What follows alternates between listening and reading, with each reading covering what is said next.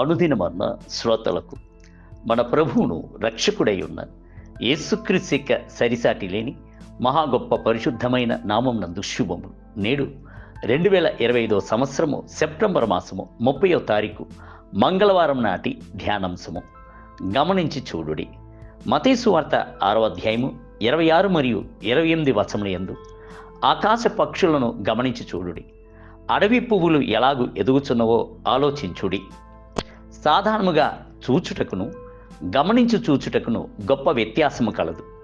బుద్ధిహీనులు పైపైనే చూచి దాటి వెళ్ళిపోవచ్చుందురు. అయితే జ్ఞానులు గమనించి చూచుచున్నారు, సరిగ్గా గమనించి చూచుచున్నారు, ఆలోచించి చూచుచున్నారు.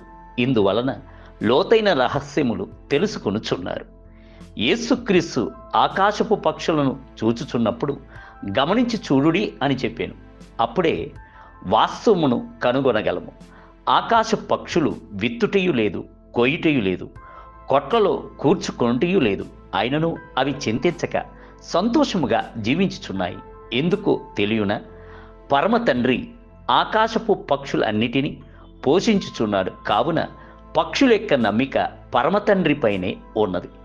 అదే విధముగా అడవి పువ్వులను ఆలోచించి చూడుడి. అవి ఎలాగూ ఎదుగుచున్నది, నీళ్లను ఎలాగూ భూమిలో నుండి పీల్చుకొనుచున్నది, ఎలాగున పువ్వులు సువాసనను పరిమళించుచున్నది. ఆ పువ్వులకు సౌందర్యమును ఇచ్చుచున్నది ఎవరు? అడవి పువ్వులు కష్టపడుటయు లేదు, ఒడుకుటయు లేదు, చింతించుటయు లేదు. కారణం ఏమిటి? వాటిని సమస్త వైభవముతో అలంకరించుచున్న దేవుని అవి ఎరిగి ఉన్నాయి. కోట్ల సంఖ్యలో ఉన్న ఆకాశపు పక్షులను, మృగజీవరాశులను ఆహారం పెట్టి కాపాడుచున్న ప్రభు మిమ్ములను కాపాడడా? ఎందుకని వ్యర్థముగా ఆహారమును గూర్చి, నీళ్లను గూర్చి, వస్త్రమును గూర్చి చింతించవలెను? ఇవన్నీ మీకు కావాలని మీ పరలోకపు తండ్రి ఎరిగి ఉన్నాడు. మత్తయి సువార్త 6వ అధ్యాయము 31 మరియు 32 వచనము.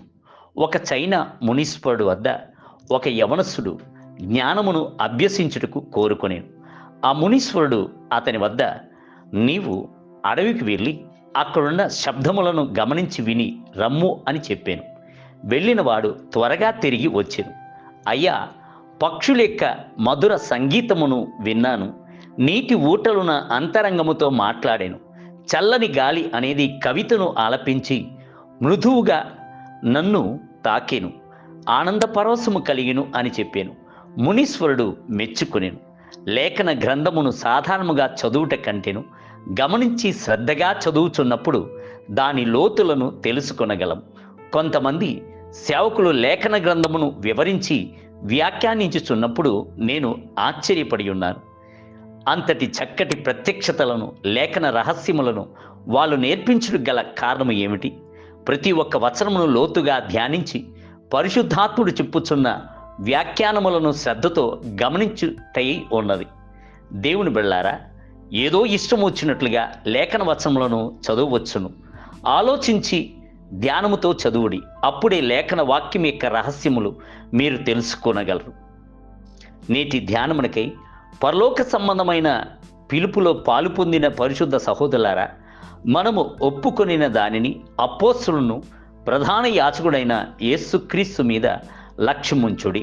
హెబ్రీయులకు రాసిన పత్రిక 3వ అధ్యాయం 1వ వచనం. నేటి వేద పఠనము ఉదయము యెషయా గ్రంథము 9 మరియు 10 అధ్యాయములు, సాయంత్రము ఎఫెసీయులకు రాసిన పత్రిక 3వ అధ్యాయం. ప్రభు మిమ్ములను దీవించునుగాక. ఆమేన్.